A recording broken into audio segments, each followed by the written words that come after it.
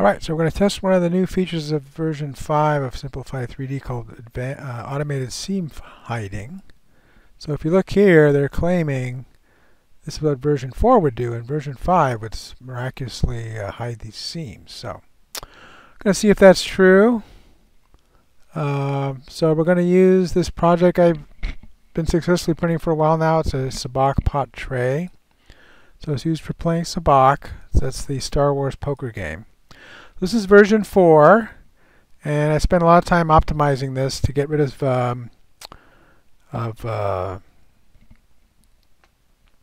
seams and also stringing. So I did a lot of playing around with it, and we're going to see if Simplify3D can version 5 can do better than what I did. So the sides are interesting because I'm using a layer height of 0.3 instead of 0.2. Otherwise, this would take over 8 hours to print. So by going to a 0.3 layer height for this part of the print, it's only taking a little over 6.5 hours. And so I've got this retraction speed of 1800. But the main thing I did was for infill. So infill, yes, it's 45 degrees. For layers, I chose a starting point of down for each layer along this seam. So I can't remember why I didn't center this, but anyway, it's off by 8. It's offset to the right by 8. So my starting point for every layer is supposed to be closest to somewhere in this area. So my goal was to have the seam be along this vertex here, and so it wouldn't have any stringing or other problems. So as you'll see when I show you the print I made last night, there is some stringing along from this area here across to here on some kind of weird, it may be when I'm doing the solid, now that I think about it, it's probably when I'm doing the solid infill every 20 layers. That's when it's doing that stringing. So that actually makes sense. I'm also seeing it in this corner over here. So I do every 20 layers. I'm doing a solid layer just to give it more strength, particularly because I'm using combined infill. So every 2 layers, I'm doing the infill every 2 layers. So anyway, let's look at a couple other things about version 4 versus 5. So this says 6 hours and 2 minutes, but like I said, it takes 6 hours and 38 minutes. And it's predicting 146 grams of material.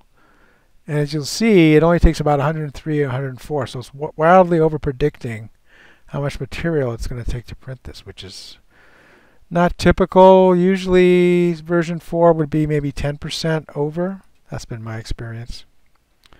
So let's take a look at version 5. So version 5, I'm got the same layer height. Now for the infill, you can't do it the same way. You have to use this external pattern rotation. So rectilinear is normally 45 each direction. So for the side infill, I didn't mess with that, but for the base, I want it to look a certain way, which I'll show you in a minute. So I ended up rotating the infill 45 degrees to make it line up. So it actually prints this way and this way for infill.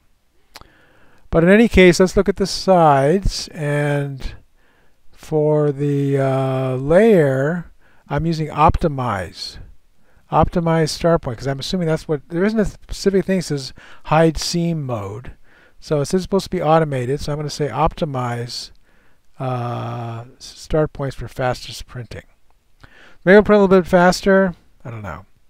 Everything else is the same between the 2 prints. And if we look at this one, though, it says it's going to take 6 hours and 13 minutes. So it's 10 minutes longer, this prediction. And it says it's going to use 151.59 grams. So again, wildly overestimating, even worse than version 4. But I want to go back to that layering thing. So yeah, so I want these layers here to go this way because there's some lettering here, and I want it to stand up, but I didn't want it to be crosshatched. So that's why I'm rotating the infill to be along the lines of the design. So all right, so we'll go ahead and print this version with version 5. Again, I've been successfully printing with version 4, and I'm hoping that version 5 will get rid of that stringing. And now I think I have a clue about why it's happening. It's whenever I do a solid layer, then it's not respecting, if we go back to version 4, it's not respecting this choice when I do the solid layers for some reason. That's my guess anyway, why it's doing that stringing. So in any case, the string is not a big deal. It's just a pain to clean up after the print. So I'm hoping version 5 will print in the same amount of time. It should, has the same parameters.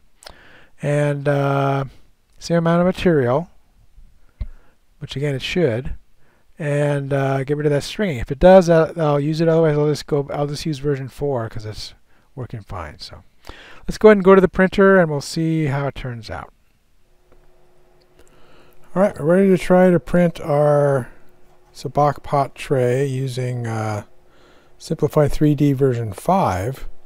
This is the one I printed yesterday at version 4, and it looks really clean. It's got this little seam right here, which isn't too, and one on this side, and there's they're vaguely on this side, not quite as much.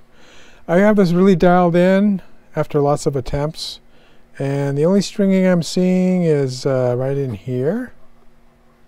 Hopefully you can see that. Let's see. Right along here. There's for some reason it goes from here over to here, maybe to restart the next level, which doesn't make a lot of sense to me. I don't see that seam on the outside, so I'm not sure what's going on with that. There's a little bit on this corner over here.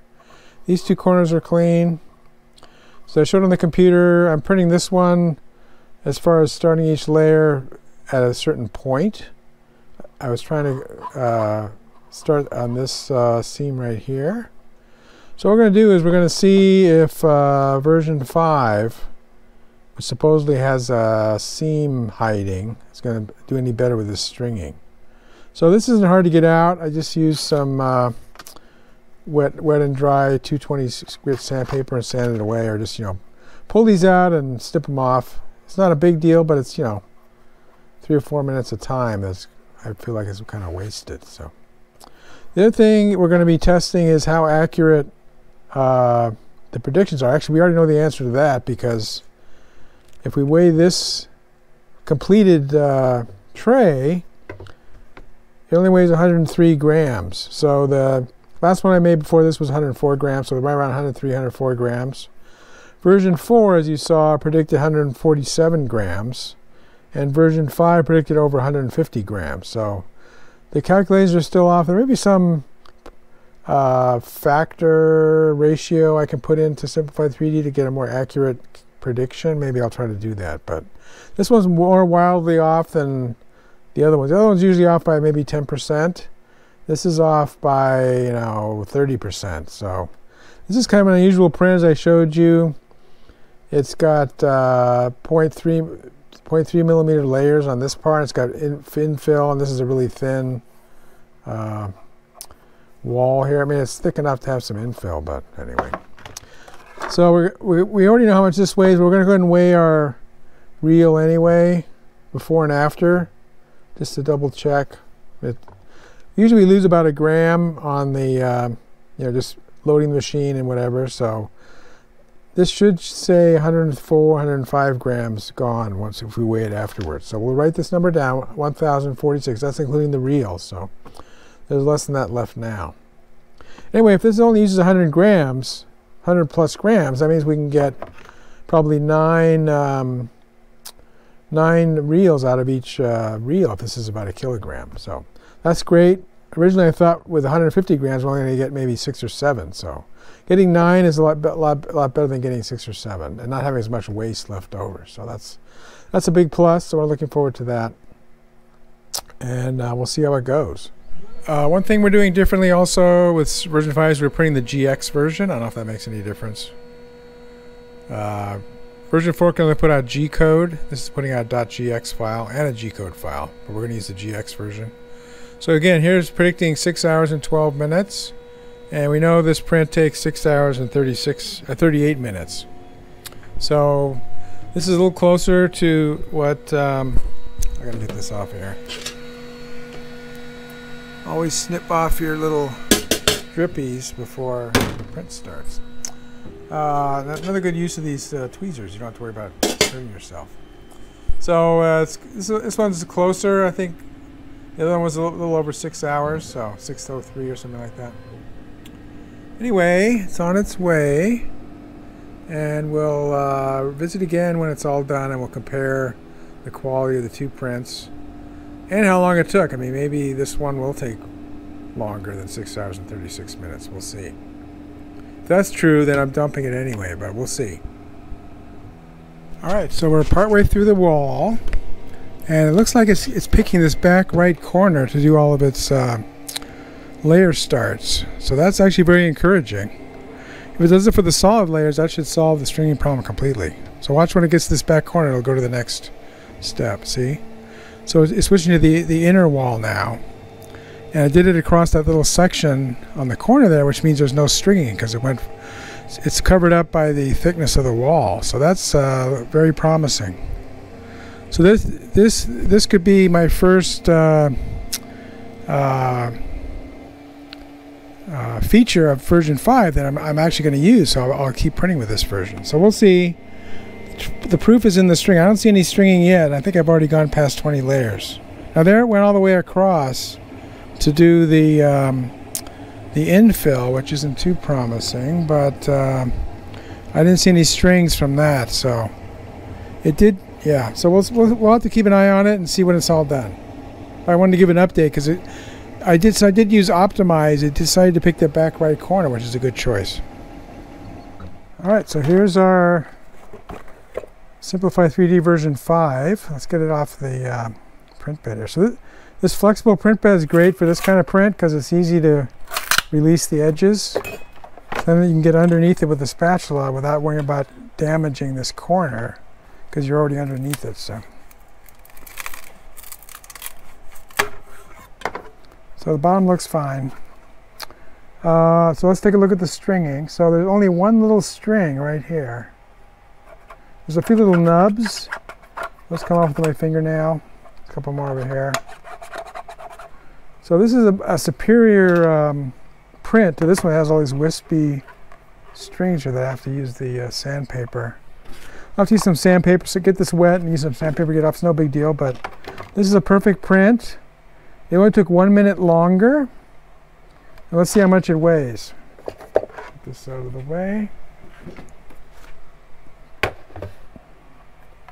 So even at the end, there was about 3 minutes left and it was still predicting 10 minutes. So remember with the GX files, some of my other videos, the GX files will predict how much time is left in the print, and then it'll make adjustments as it goes. But even at the end, it was overestimating how long it was going to take. So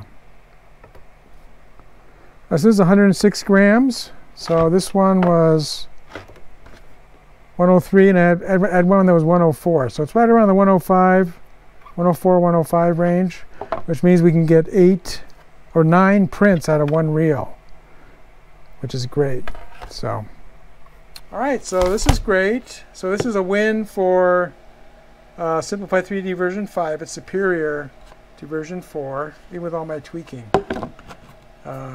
So this is great, and any new projects, I'll definitely be letting Simplify3D version 5 optimize the starting points and not worrying about seams, because it seems to be able to handle that just fine. So, all right, thumbs up for version 5 for at least this project. If you like this video, please give it a thumbs up. Post a comment if you have any questions or ideas, and I'll try to respond. That's all for now, but more videos are coming, and if you want to see them, please subscribe to my channel and turn on the notification icon if you don't want to miss one. This is Beta Cygni signing out, and keep looking up.